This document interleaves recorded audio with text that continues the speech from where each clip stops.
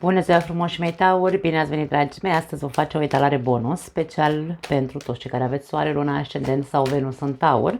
Aceste etalări bonus le făceam pentru membrii acestui canal, dar voi renunța să mai fac doar pentru membri, voi face publice aceste etalări pentru că am simțit nevoia ca toți să aveți acces la aceste videouri pentru că ies foarte, foarte încărcate de mesaje, de sfaturi, de tot felul de ghidări pe care, bineînțeles, mi se pare un pic, hai să numim așa, dacă vreți, egoist din partea mea să le fac doar pentru anumite persoane. Ideea mea cu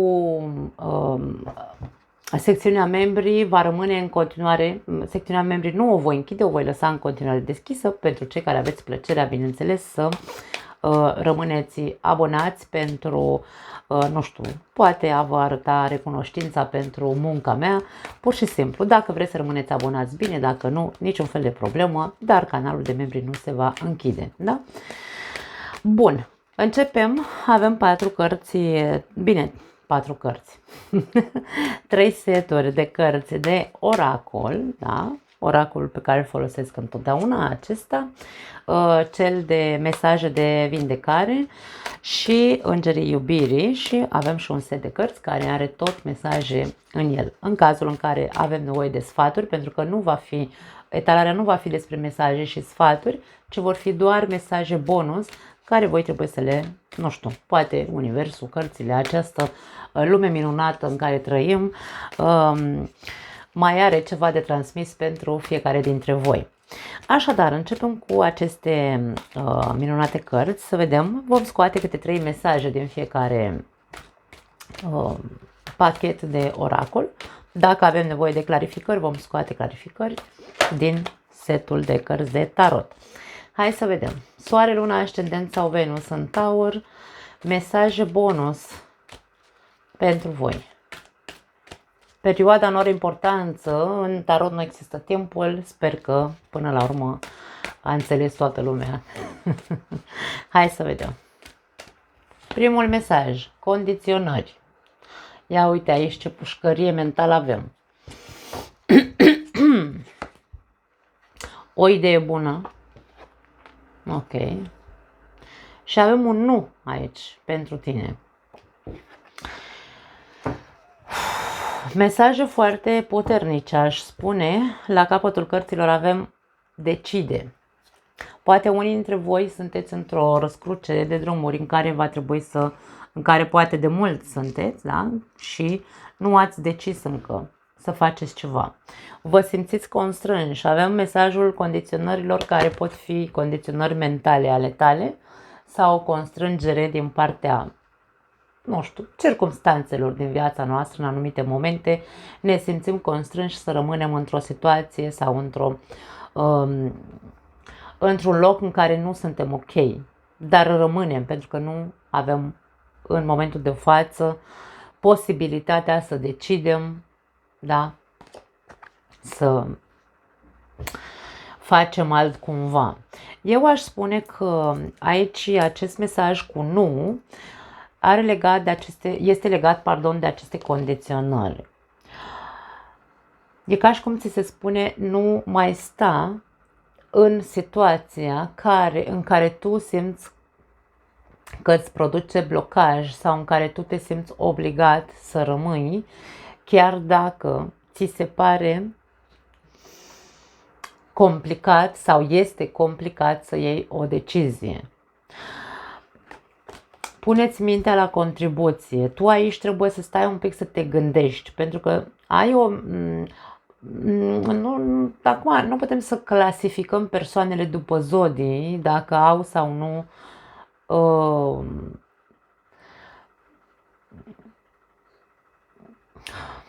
nu toate persoanele sunt dispuse, da? Nu sunt dispuse să se așeze cu ele, să le înflorească mintea așa, idei. Taurul este una dintre zodiile, să spunem așa, care sunt foarte realiști. Ei își văd realitatea și dacă realitatea ta este asta de pușcărie, tu rămâi acolo.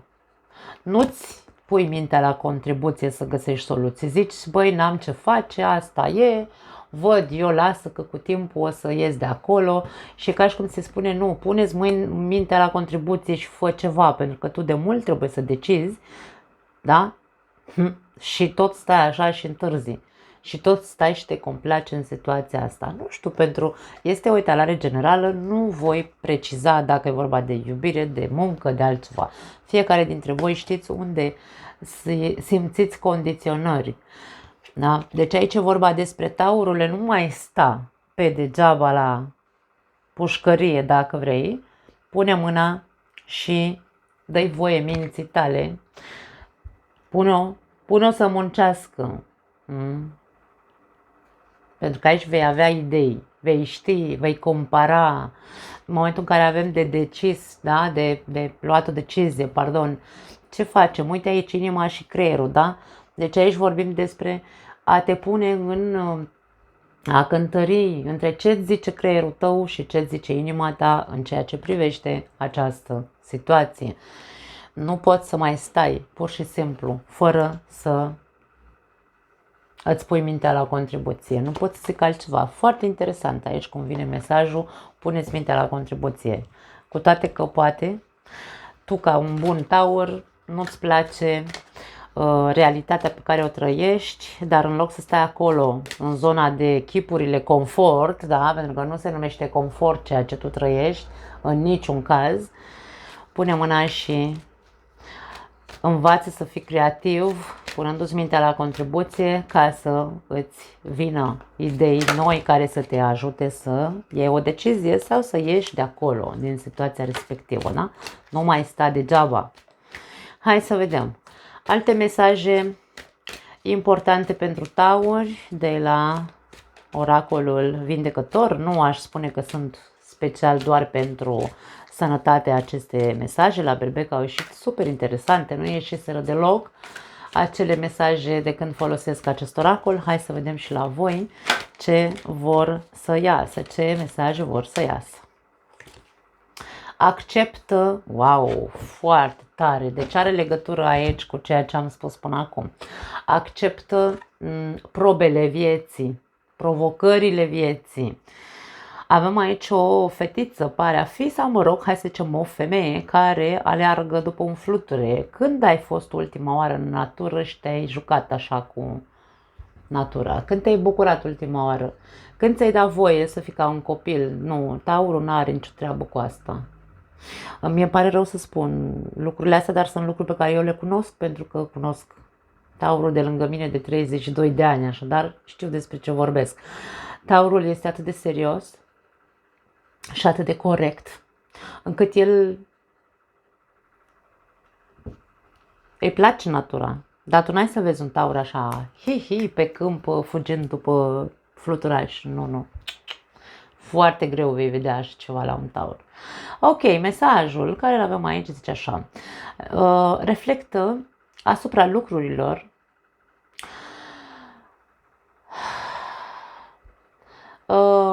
la care a trebuit cu care a trebuit să te înfrunți în această viață, da? Poate, da? Bună idee aici. Aceste două mesaje înglobează exact această primă frază din acest mesaj. Reflectă, puneți mintea la contribuție, ce am zis, da? Asupra acelor lucruri pe care ai trebuit să le înfrunți în viața ta și care probabil te-au dus aici într-un blocaj. Adu-ți aminte că tuturor ni se prezintă obstacole care ne ajută să creștem din punct de vedere spiritual și să îl servim pe Dumnezeu, să zicem așa aici. Da, asta este ceea ce spune această frază, dar eu cum am o problemă cu ce spune religia de fapt despre Dumnezeu, pentru mine Dumnezeu este tot. Dumnezeu este în orice. Da? Dumnezeu sunt eu, tu, nu eu ca persoană, ci există în mine. Viața pe care o avem în noi este Dumnezeu, să zicem. Așadar, Aduți aminte că tuturor ni se prezintă obstacole sau, da, eu știu că nu sunt câteodată corect gramatical, nu vorbesc corect gramatical, dar voi înțelegeți ce vreau să spun. Ni se prezintă obstacole care ne ajută să creștem din punct de vedere spiritual și să-i servim pe ceilalți dacă vrei și să ne servim pe noi înșine. Da? Obiectivul tău este să examinezi sau să vezi care sunt provocările pe care ți le-a pus viața și să faci pace cu ele.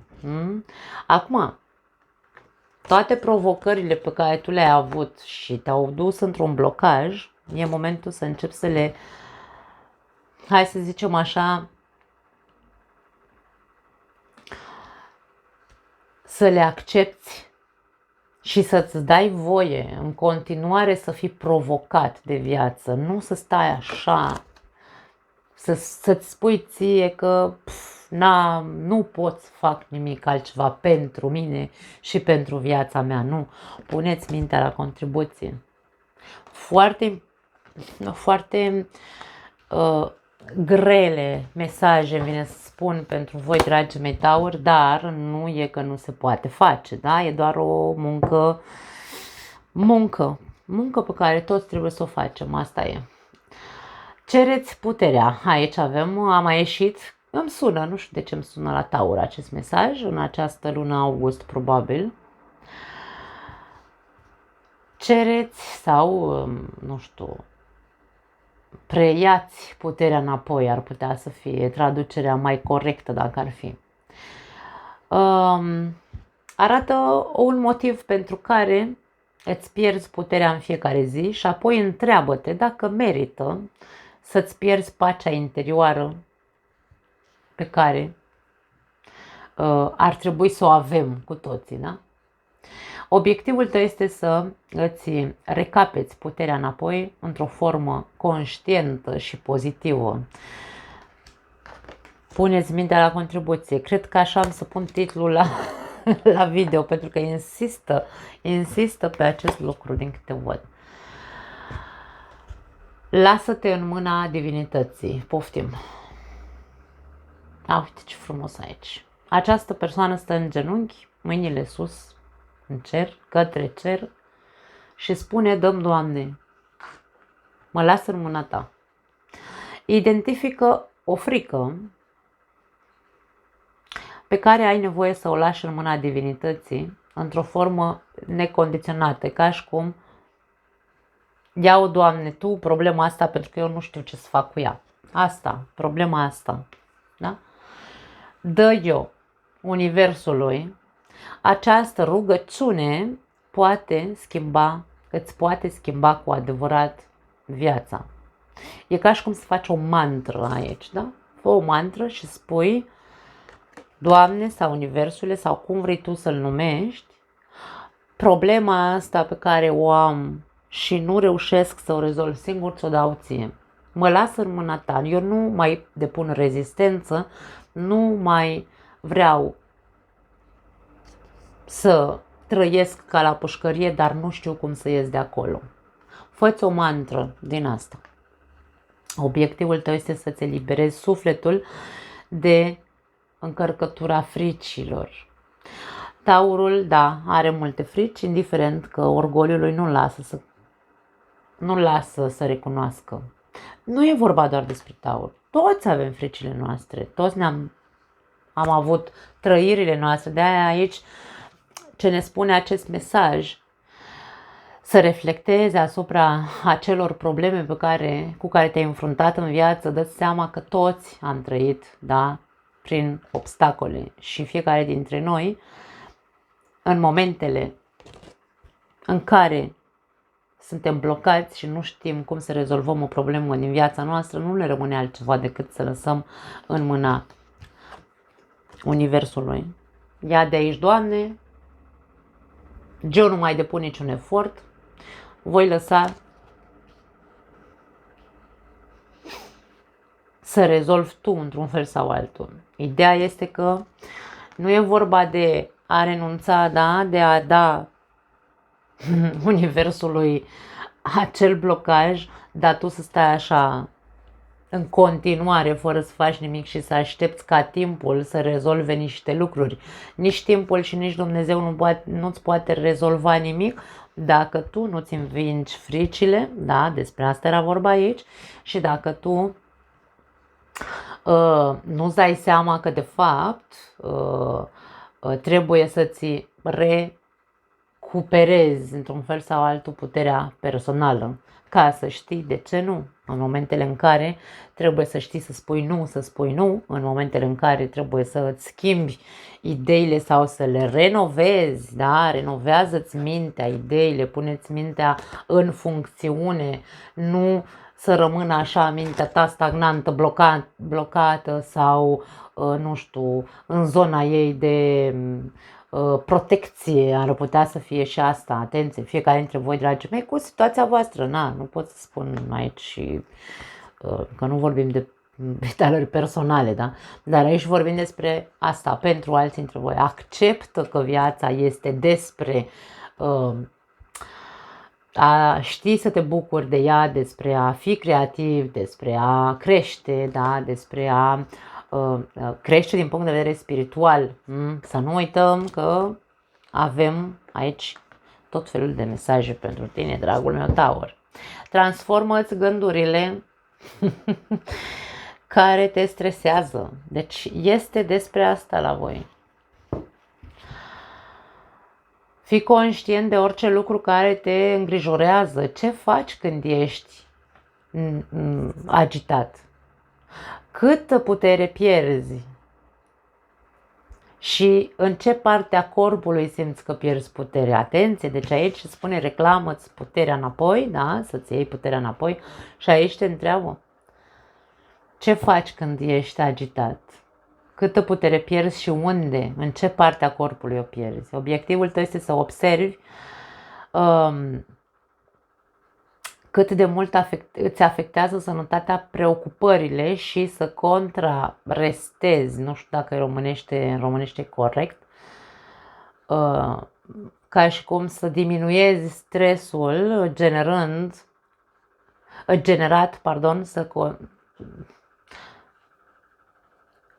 să diminuezi stresul generat prin acțiuni pozitive. Deci vorbim despre același lucru. Cărțile insistă, mesajele insistă să iasă în același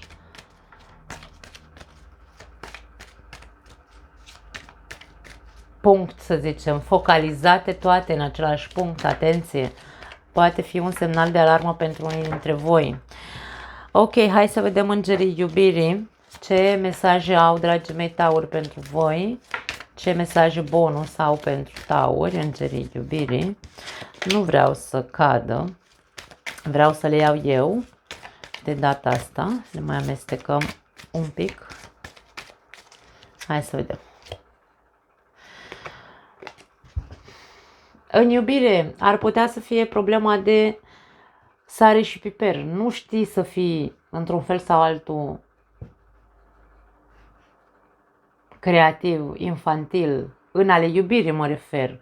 Pentru că e vorba despre care este ideea cu sarea și piperul. Când învață să fii seducător, învață să fii... Una este să fii seducător și una este să fii curvar, ca să ne înțelegem. Una este să fii, nu știu, libidinos sau libidinoasă, din nou, vorbim și inclusiv femei sau bărbați, deci lascivă și așa, nu e vorba despre asta. A pune sare și piper în viața ta amoroasă înseamnă să știi cum să cucerești o persoană jucându-te de-a iubirea, nu vorbim de falsitate, ci mă bucur de orice lucru pe care îl aduc în relația mea de iubire. O fac pentru că vreau ca relația mea de iubire să existe, în relația mea vreau să existe sare și piper. Nu stau așa, oleo, ca la pușcărie. nu mai am viață sexuală, nu mai am viață nu știu cum, nu mai mergem noi la cinema, nu mă mai scoate și pe mine în oraș, dar stau așa, stau și mă complac în situație, nu am nicio treabă, nu îmi pun mintea la contribuție și toate cărțile ne spun același lucru. Deci aici este vorba despre taurii care au nevoie să audă aceste mesaje, care au nevoie să pună puțin sare și piper, să pună din partea lor în relația de iubire. Da? Pentru că o relație nu se alimentează singură, la un moment dat se blochează relația și rămâne așa ca și cum trăim în continuare din inerție în relația asta în loc să facem ceva. Așadar, e momentul să începi să-ți manifestezi și tu, să-ți manifesti. Să-ți manifesti acele calități de copil jucăuș, dacă vrei, în ale iubirii, ca să aduci un pic de sare și piper în relația ta. E vorba și despre tine, nu doar celălalt. Iubirea adevărată, acest mesaj a ieșit, iubirea adevărată sau sinceră, a ieșit și la berbec. Dacă ai de-a face cu un berbec, aici este vorba despre faptul că ascultă ce am spus la berbec, pentru că acolo e vorba despre berbec sau despre relația voastră, iar aici este vorba despre tine. La berbec am văzut un aspect foarte particular și personal și la tine văd același lucru. Fiecare dintre voi aveți păsăricile voastre, ca fiecare dintre noi, da? Și aici vorbim despre iubire sinceră. Voi aveți o iubire. Ești iubit. Te iubește partenerul de viață. Tu iubești. Relația voastră este una bazată pe sinceritate și pe iubire sinceră. Dar, probabil că există probleme aici, condiționări mentale a unora dintre voi. Împăcare avem aici. Da, deci pentru unii dintre voi, dacă sunteți singuri, dragii mei, vorbim de o împăcare cu un fost partener în această perioadă. Nu știu ce să spun. Toate cărțile în cazul ăsta mie îmi spun că ți se zice nu. Nu e că ți se zice să nu te împaci. Ți se zice să nu te împaci dacă tu nu-ți recuperezi puterea înapoi. Dacă tu nu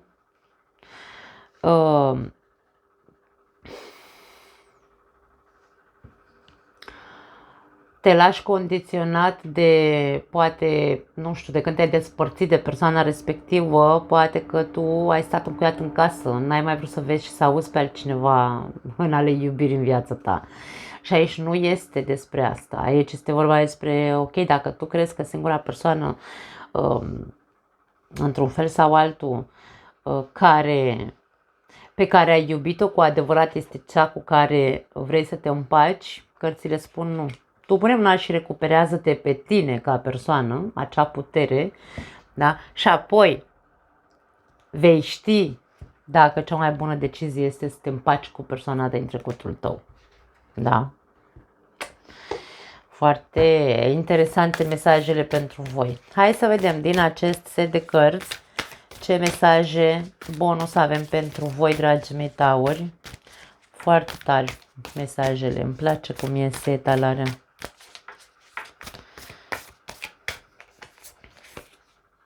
Șase de aer, 6 de spade. Trecutul ăsta agitat, 6 de spade aici, în acest set de cărți, vine cu mesajul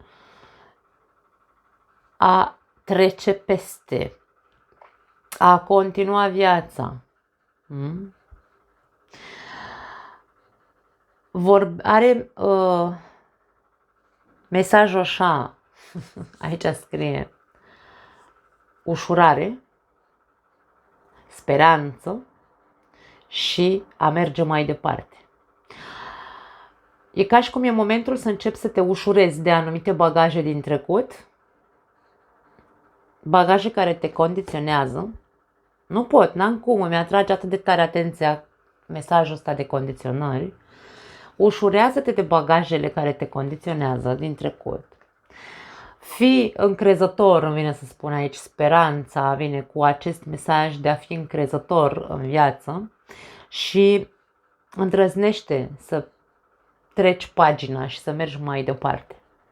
Da. Dă-ți voie. Dă-ți voie, acceptă aceste acceptă pur și simplu tot ceea ce ai trăit ca fiind probe în viața ta. Dar mergi mai departe. Depășește-le, îmi vine să spun. Regina de apă, avem aici regina de cupe, care ne vorbește despre iubire sau a fi mai iubitor, a fi mai generos și a fi intuitiv. Ce vrea să ne spună această energie? Simt în momentul de față mesajul psihologului. E ca și cum tu aici, uite ce imagine frumoasă, e foarte frumoasă această persoană. Este acea persoană blândă cu ea însă și acea persoană care, mie vine să spun că în momentul de față, ea aici are hai să zicem ca la psiholog, are aici un caiet în mână pe care ia notițe, da? Dar aici e ca și cum tu trebuie să fii. Tu cu tine, cu povestea ta, asta pe care tu trebuie să o depășești, care te condiționează inclusiv în ziua de astăzi. Fii propriul tău psiholog. Încearcă să fii compasiv cu tine, să te înțelegi. Încearcă să fii iubitor cu tine, iertător dacă e nevoie. Dar în același timp învață în ale iubirii. Pentru că faptul că tu, dacă ai fost foarte generos cu ceilalți din punct de vedere emoțional, hai să zicem așa, ai avut o relație sau ești într-o relație unde iubești cu adevărat, ai dat tot ce ai avut mai bun în tine, dar ai dat până ai rămas fără nimic. Și aici nu este ideea asta, da? Pentru că tu, dacă ai făcut asta, ai rămas în mintea ta blocat ca și cum, păi eu ți-am dat tot ce am avut mai bun în mine. De ce relația noastră nu mai funcționează? Gândește-te, aici e vorba despre un pic de psihologie. Puneți mintea la contribuție, da? Pentru că taurii nu sunt persoane de-astea flu-flu, sunt inteligenți, da? Puneți mintea la contribuție și vezi unde ai greșit. Nu e vorba de a te învinovăți, atenție, să nu o luăm razna, să ne gândim la alte lucruri ca ai vers pe pereți. Nu. Aici e vorba despre a ști să fii generos constant. Nu îți dau tot deodată și după aia nu-ți mai dau nimic pentru că sunt gol. Despre asta e vorba, ca să înțelegem mai bine despre ce vrea să spună, ce vrea să ne spună de fapt acest mesaj. Iubirea necondiționată nu înseamnă mă tai, îți dau inima, iau de aici și gata. Pentru că după aia tu nu mai ai inimă, ce mai faci? Nu că mor tu, ci e vorba că nu mai ai ce să dai. Metafora este asta, dragii mei. Ok? Și e ca și cum aici când ți se spune că ți-ai pierdut puterea, ia-ți puterea înapoi, puterea este emoțională, puneți mintea la contribuție și vezi ce trebuie să faci, pentru că aici trebuie să pui sare și piper dacă vorbim despre iubirea din cuplu. Rege de pământ, uite că ai ieșit tu aici în energia ta. Aici vorbim despre o persoană care probabil este, atenție, dacă tu ești doar așa axat pe material, atunci ar trebui să-ți dea un pic de gândit. Ia vezi tu că de fapt ceea ce tu cauți în această viață nu cred că e doar materialul. Când ai o relație, n-ai cum să te centrezi doar pe material. Nu este corect.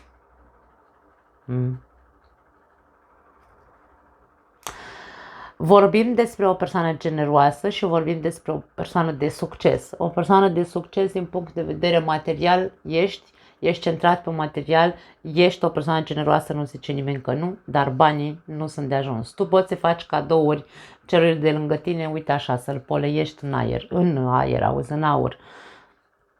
Unde sunt emoțiile din povestea asta? Unde este sarea și piperul din relația asta? Unde este ceea ce se spune când spui te iubesc cuiva? Unde este prin fapte prin fapte emoționale, nu prin fapte materiale. Nu confundați capra cu varza. De multe ori taurul confundă capra cu varza. Puneți mintea la contribuție și vezi care-i treaba. Care-i treaba? Taurule, unde ești blocat? Da. Foarte interesant. Probabil că ar trebui să revedeți această etalare de vreo 2-3 ori ca să vă fac aici click-ul. În cazul în care, pentru că mesajele, bineînțeles, vin rând pe rând și când ajung la final, observ de fapt care este cu adevărat această povestioară. La capătul cărților avem lumea. Aici ne spune că vei avea succes, veți ajunge sau vei ajunge vei ajunge cu bine să rezolvi problemele care în momentul de față te condiționează în viața ta. Da, cam asta e, dragii mei. Nu mai am altceva. Minunate talările. Vă pup. Ne vedem data viitoare.